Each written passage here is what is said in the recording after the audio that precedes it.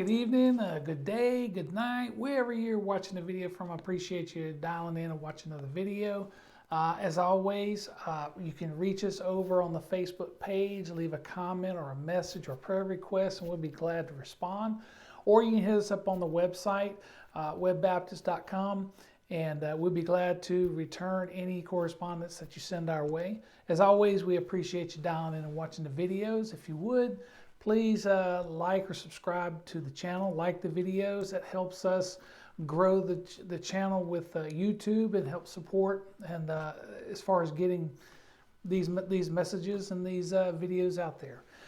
So today I'm going to look at a person in the Bible, because I've been doing topics and we're still doing the Bible studies in Mark. So this time I want to talk about a person. And from time to time, we'll do some people who are relevant in the Bible, certain events, as well as people, pivotal people. And so we'll do that from time to time, doing of the people or an event. And today we're looking at Herod the Great. And you're probably wondering why we're looking at Herod the Great. Well, as we go through, right now we're in the fall, heading into the wintertime, and we are going to be studying, of course, and dealing with and recognizing the birth of Jesus with Christmas. And Herod the Great had some impact, a small impact, a bigger, well, I'd say a small impact on a larger scale for a story that we need to look at before we get into that. Now, this is Herod the Great when around the time that Jesus is born, conceived, and leading up to the subsequent birth.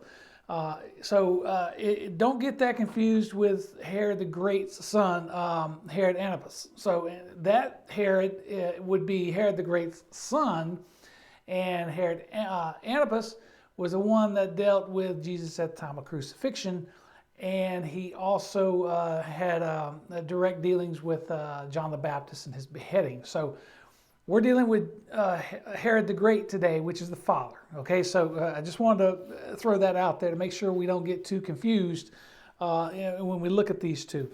So there is two of them. We're dealing with the father today. I think maybe next week I may deal with the Herod the Great's son, Herod Antipas. Antipas, excuse me. Now, as always, I'm kind of giving a detailed, brief, broad stroke view and information in regards to this series. If you really want to dig into the minutiae and get into the details and really get into the study of King Herod, by all means do so. There's plenty of resources out there. You can get a better idea of who the person is, but I think to kind of truncate this down to a 30-minute video, I found enough that I can pretty much paint a pretty good picture of who this guy was. So let's get started on that. So first thing we got to remember now, he was a Jewish client king for the kingdom of Judea. So at this time, Judea was a vassal state of Roman Empire. So, you had like Egypt, you had Syria, you had Phoenicia, Cyrus, you had all these countries. They were separate countries, but they were all controlled and influenced by Rome. And Judea was no different, okay? So great, the name Herod the Great comes from the fact that he spent a lot of money and a lot of buildings. He put up a lot of monuments and a lot of buildings and a lot of infrastructure for the nation of Judea. So people give him that title of the Great because of that, because he put in a lot of things throughout Judea, most notably the temple. He expanded the base, he added the Gentile courtyard, and he expanded the temple and all that stuff. So, that's attributed to him, along with some other stuff. So now we also got to keep in mind this is a paranoid man as well. So we're going to get into that as well, where he had three sons, 2 wives, and a mother-in-law murdered because under suspicion of conspiracy. So he's known for his paranoia. He was also very ambitious, and he was very cruel. So we're going to look at that as well. So, and most notably, and when we look at Matthew, the Gospel of Matthew, we see that he is also responsible for the murder of innocents, which, when the three wise men are visiting, and the Lord told the three wise men not to go back to see King Herod, because King Herod wanted to know where this king was being born so he can go pay tribute. God knew that Herod wanted to kill the king. He wanted to kill Jesus.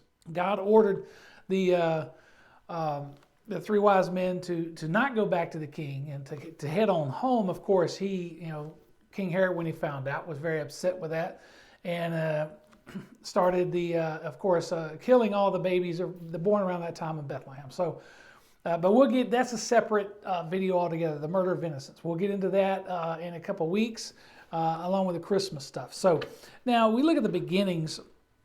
Where did this guy come from? Okay, so that's what we got to look at. So he was born around 72 BC in Idumea, which is south of Judea.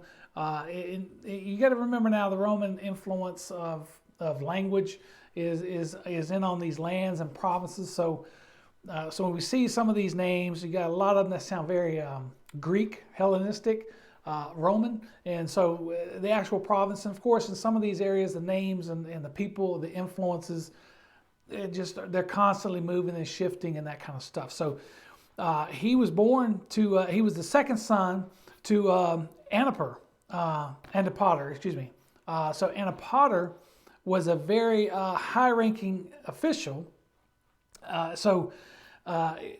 And he was a Immedian. So, and Antipater was friends with Julius Caesar, or the close relationship. So Antipater was charged with taking control of affairs and looking over the affairs in Judah. That doesn't mean he was king. He was just there to take care of affairs and watch and oversee things for Rome, even though the Jews had their king. So they had theirs in Hyrcanus. John Hyrcanus II was their king at the time, but Antipater was the one who kind of had the power. He was a high-ranking official, but Hyrcanus was a Jewish priest who briefly became a king. So his father was an Edomite descendant who married a Jewish mother. So Herod the Great was half Jewish. So he is half Arab at that time, an Edomite descent, and his mother was Jewish, so he had that going for him. So he was raised as a Jew, even though his background was Edomite, or more of an Arab descent. So now we got to keep in mind that he's born.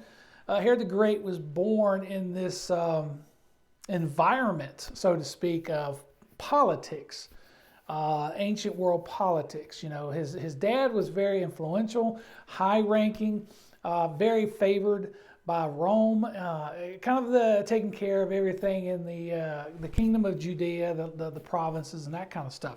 So it makes sense that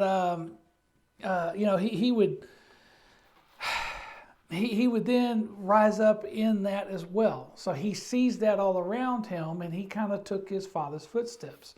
So as Antipater was taking care of everything, and he was subject to Rome, he knew where the power was. So life was good.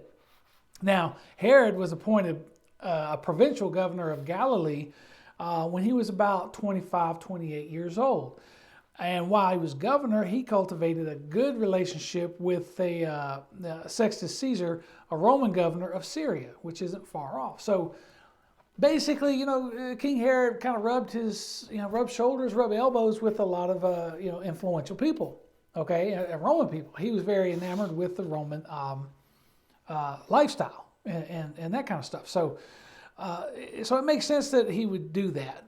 Now, Sextus would appoint Herod as general of Creole Syria, which is now part of Syria, and Samaria. So he had these titles, and he had this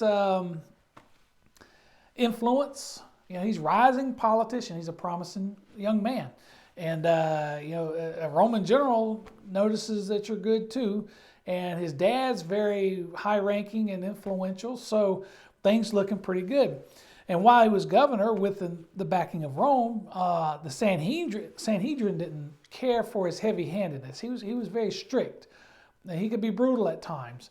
I think one time he was accused of murder by Hyrcanus, the king, the Jewish king, but his father in Rome kind of stepped in and said, no, he's not going on trial for that. So, things like that, you look at history, the works of Josephus. I think it's in the Antiquity of the Jews, if I remember correctly.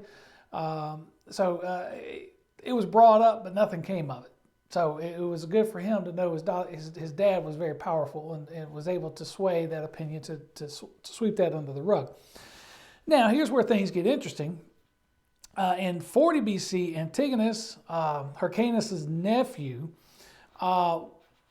he did not like the fact that there was so much Greek influence and things were getting Hellenized, which is the Greek influence into the Jewish culture.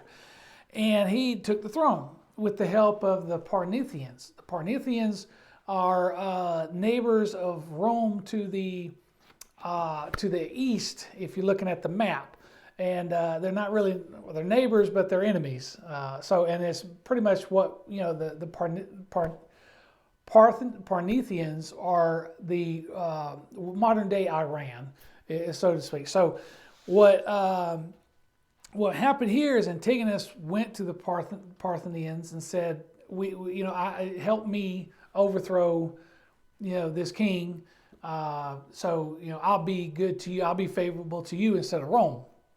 So that's what was going on. And so he took the throne from his uncle with the help of Parthians. So when that happened, Herod fled to Rome and pleaded for intervention. Now, Rome didn't want to give up this part of the world. This is where Mark Antony had conquered, and they didn't want to give this up, especially to the Parthians. So the Rome's like, we got to do something about this, and we're going to do something about this. So what they decided to do is to make Herod the Great, at the time he's just Herod, make him king of the Jews, and then go back in and take the land. Because right now, the Parthians and King Antigonus is in control of the area, and so it needs to be won back for Rome. Okay, so with the help of Mark Antony, and you're also looking at the governor of his name is Sosius, the governor of Syria, coming in from the north, the Romans coming in from the west.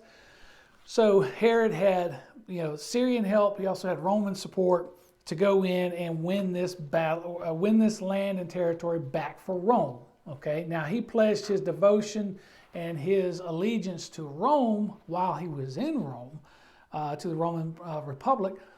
So they had their boy. They had someone they can control. They had a puppet. They had a client king, which was Herod.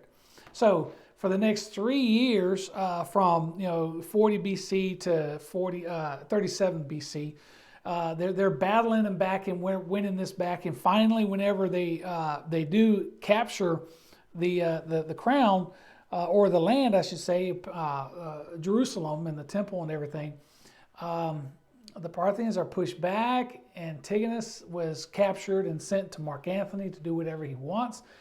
And Herod was put on the throne. So he was a king for 3 years as he's fighting to get his land back. But then once he's on the throne, it's some 40 years that he is on the throne. Okay? So now he's on the throne. He's established. He's a Roman lackey, if you want to say that. He's a puppet king, client king.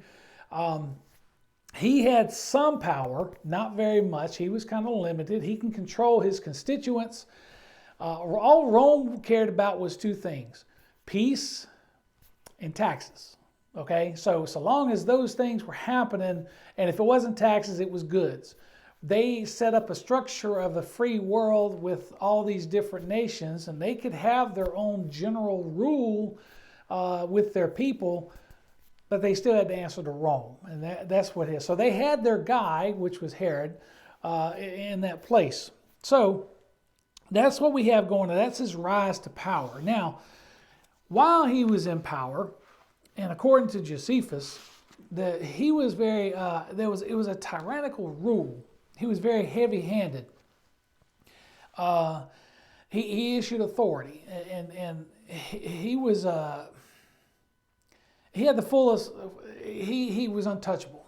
He had the full power of Rome behind him. So there was not much he had to worry about.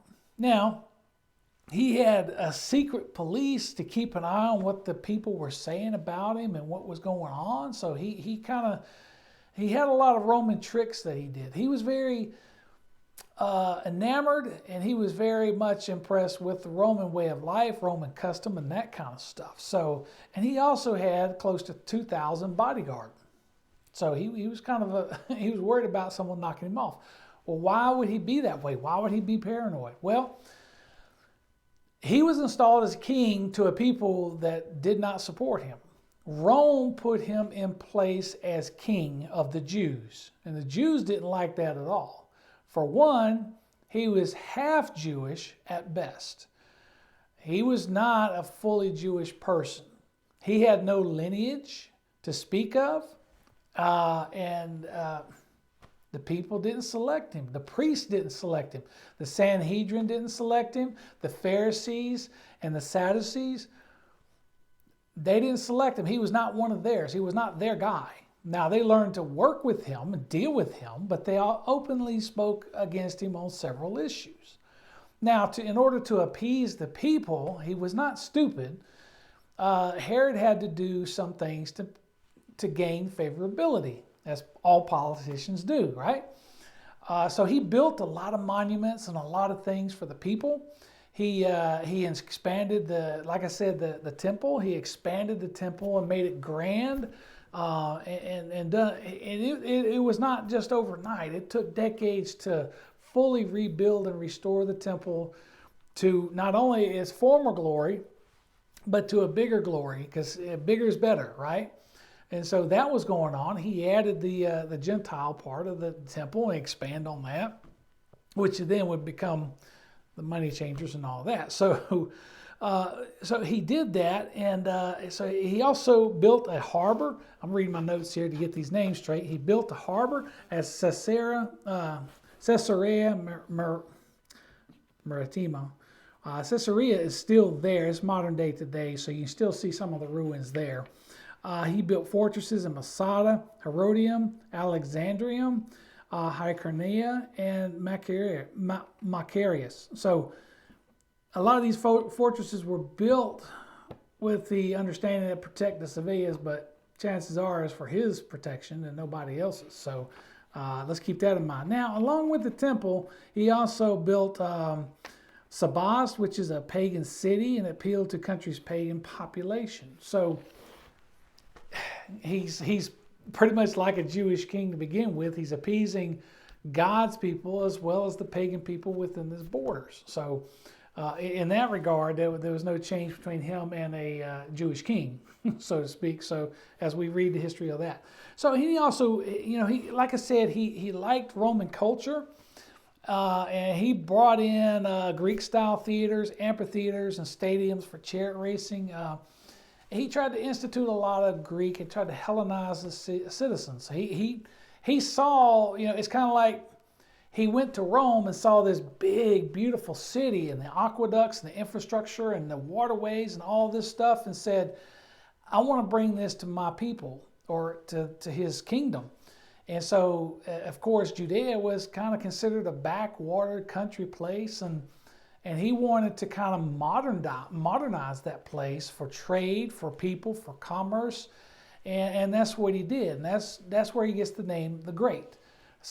Many scholars believe that the works that he had done, if we dig through archaeology today, a lot of those are still around for us to notice, observe, and to look at.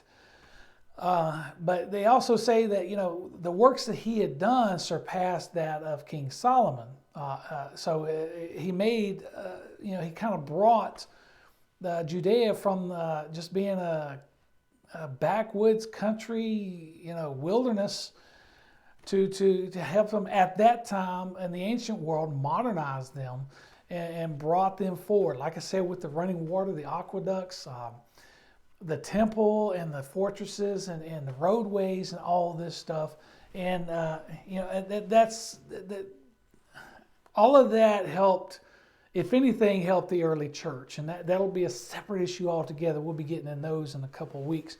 So that's what he's done. Now, keep in mind, he's bringing in a lot of Hellenization of Greek culture, influence, and that kind of stuff. The Pharisees and the Sadducees, they showed opposition to Herod, and they spoke out against it repeatedly. That doesn't mean they ever took action. I mean, it's just like our modern day politicians. They'll condemn anybody saying anything they don't like. It doesn't mean anything if you don't take any action with it, right? So they showed some opposition, but at the same time, he's bringing in all these new things and new work. Well, guess what comes along with it? A heavy tax burden. So his taxes were really, really burdensome for just about everybody. So he was bringing in not only the tax burden for Rome, which is first and foremost, because Rome wants their money, but on top of that, he has to tax for all these buildings and monuments that he's building. Now, just take a moment and think about that today. When the government comes to you and says something's free, it ain't, right? What you're given, if you want something free, guess what? You're going to pay for it. There's no such thing as free. The government doesn't give anything free. You're paying for it in taxes. It's the same thing here. Herod came in and said, we're going to do all this stuff. We're going to have all these projects and parks and aqueducts and water and all this new stuff, but you got to pay for it. Money's got to come from somewhere. He doesn't have the money. So the people of Judea for 40 years had a heavy tax burden, okay? And it was crushing. It was bad. And people had to live under that. After his death in 4 BC, I mean, right after his death, a lot of people felt that oppression that they've been feeling for so long. They started rebelling, and there was riots and rebellion, and it gave people a spark of hope. They got away from this tax burden and threw down all this stuff that they were doing and said, enough's enough. And they rose up against. They couldn't do it at the time because he was such a brutal tyrant. And part of that brutality came from the tax burden.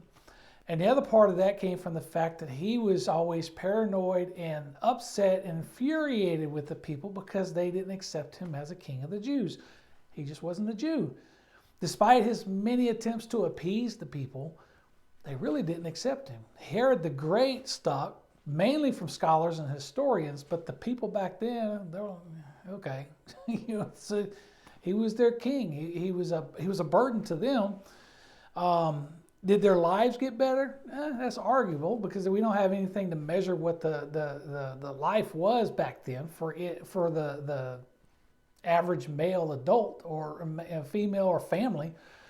But what we can see is as soon as he died, many cities had rebellions. Now, you got to keep that in mind because whenever the first these kind of rebellions and pushback against Rome, this is where it starts and leads to the Jewish-Roman War in 66 AD. Because people are getting tired of the yoke of the Romans, okay? And they're starting to rebel against that. And Herod was part of that problem, that tax burden, the security forces, the tyrannical rule, and if there was something said against Rome or against the king, they were arresting people. So it was not a good time for them. So now it's worth mentioning that as a final act of vengeance against his subjects, when he was getting ready to die, he rounded up a lot of leading Jewish leaders and commanders at his death, and he gave the order that when he dies, if they don't mourn, they are to be killed. So in his words, he was saying his reason was if there was no mourning for his death, at least there'll be mourning at his death. So that kind of shows you he was trying to force people to love him and to like him, and they just didn't. He was a paranoid, tyrannical person.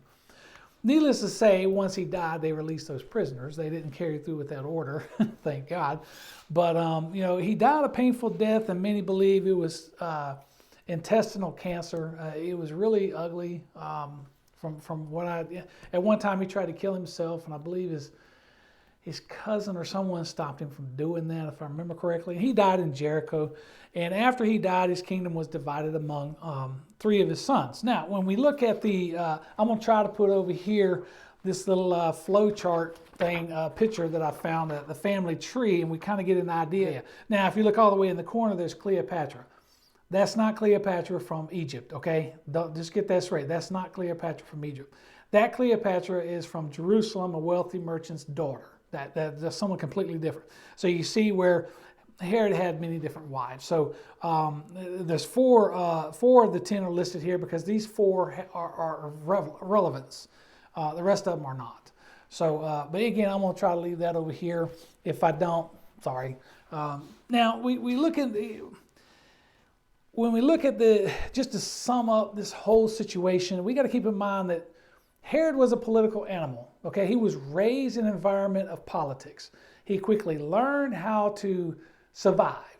So he was at this time in history, there's a lot of political turmoil, favoritism, treachery, political and powerful influences are coming and going. As we see that Rome was in control, but then the Parthians are right there on the door to the east. And so, these things happen all the time. And so inside the Roman kingdom, these places had control of their people so long as they stayed loyal to Rome. So you had a lot of ebb and flow. You had a lot of uprising and then power grabs and that kind of stuff. And Herod the Great was just able to navigate a lot of that stuff. He was able to survive when he knew that Rome was the way to go. He knew Rome was the all in all of everything. So in order for him to stay in power, he had to keep his Roman friends close. He had to stay in that favor with Rome. So he was a political animal by family. He was a political survivor by choice. So when the war broke out in Rome, and we see that what that's going on, where Mark Antony and Octavian there's a civil war going on.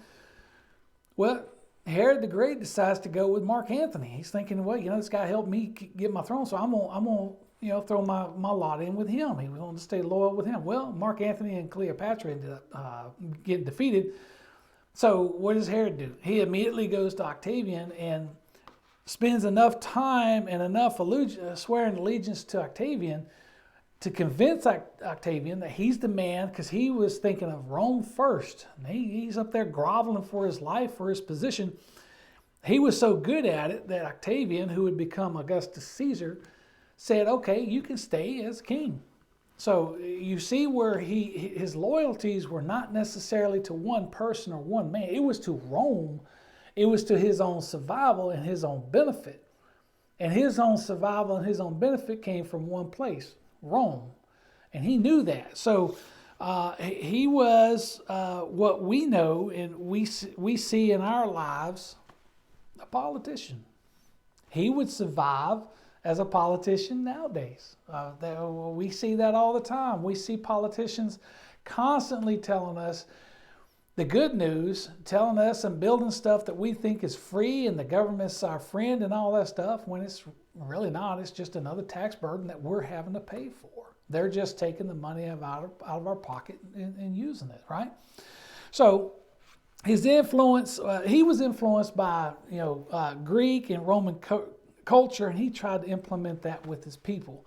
To what extent, we really don't have any measuring stick. What we do know is a lot of Jewish people hated the Hellenization of their culture, the Greek and the Roman influences coming in, but they were under that yoke for so long until the first Jewish-Roman war, and that kind of builds up. That pressure builds up throughout Herod the Great's reign to his son's reign and beyond. Okay, so they didn't like it, and sometimes they spoke out against it, sometimes they didn't. Now, Judea prospered economically during his reign, despite the heavy tax burden. So they had it good. They made a lot of money. But what gives that money if you're constantly giving it back to the government, back to Herod? So it is during this time the infrastructure of Judea would be built and would last for most of the ancient history. And we've talked about that already.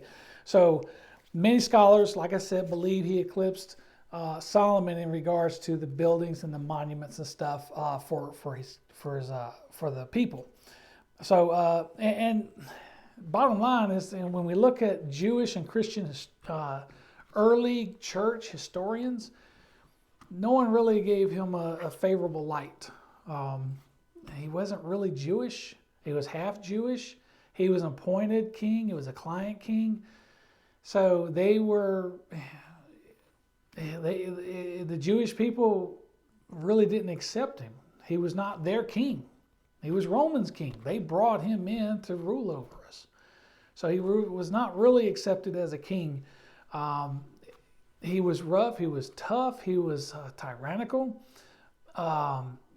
He justified all that with building monuments and helping people out and doing all this stuff. But at the end of the day, it's not really what they wanted. Because as soon as he died, they unleashed that yoke and started rebelling until Rome came in and restored order again. So anyway, that's the lesson for Herod the Great. Very, very truncated. A lot of the details are left out. You can go in and find those details. He is, like I said, the murder of the innocents is probably the biggest event in regards to the what goes on in the Bible and Herod the Great with the Bible. But that'll be a separate video in a couple weeks that I'll be doing in regards to that event, how God saw that, prophesied against that, and what made him do this, and also the arguments of why scholars believe it didn't happen when there's more to the fact and it shows that it probably did. So anyway, until next time, thank you for dialing in. If you would, subscribe to the channel, hit the like button, contact us at Facebook page or on our website. We'd love to hear from you. As always, get involved in the church. If you can't come to Webb Baptist, we'd love to have you. But if you can't make it to Webb Baptist, get involved in a Bible-based church wherever you're at and plug in and see what God's got for you. You're going to be a blessing to them as much as that church will be a blessing to you. Okay, until next time, take care and God bless.